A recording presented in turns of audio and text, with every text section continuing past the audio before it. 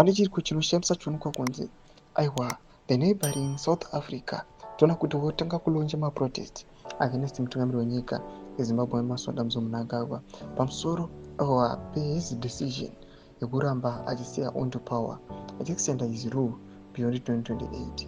Sendapinda mashoko atoona panguva ino kuti vanhu aiwa kunyange the South African government we saw it previously chieja mutungamiri wenyika but panguva ino vachiona vachiramba ari on to power, people they are now protesting vachindo the only way yamunonzwa nayo. Sendapinda mashoko amuranyira panapa nobvasubscribe like kuti on the page kuti bina panapa BBC Zimbabwe unoposta videos amuri kuona ivo kukumana aiwa vari kudzidza maprotest odanyira chete. Checkpoint. South Africans launches a protest against Emmerson Mnangagwa. They are saying ED is making life difficult for both South Africans and Zimbabweans. Passport is not affordable.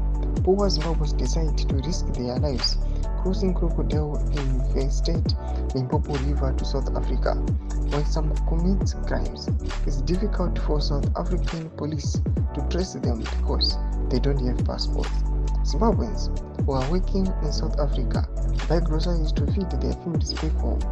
When they send their groceries home, the government is charging them a lot of duty, a lot of money for duty. Imagine charging duty maids, restaurant workers who are earning low salaries. This is evil. Thomas Kwamdanyu Kopanapa now come now South Africa. And these guys aiwa vanotora vachitocharja mataxi pane zvinhu aiwa zvidiki diki zvinotoonekwa kutonzi aiwa itori mari shoma iri kuripirwa mamaids nevanhu vanonova kunzi vari kushanda kumashopu vachiita zvokucleana vanoita zvokuruka, but the government is charging tax kuna vanhu vakadaro.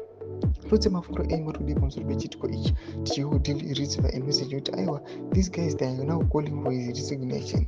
Mina comment section medu rudze mafuro enyu, so subscribe or like, turn on the bell icon.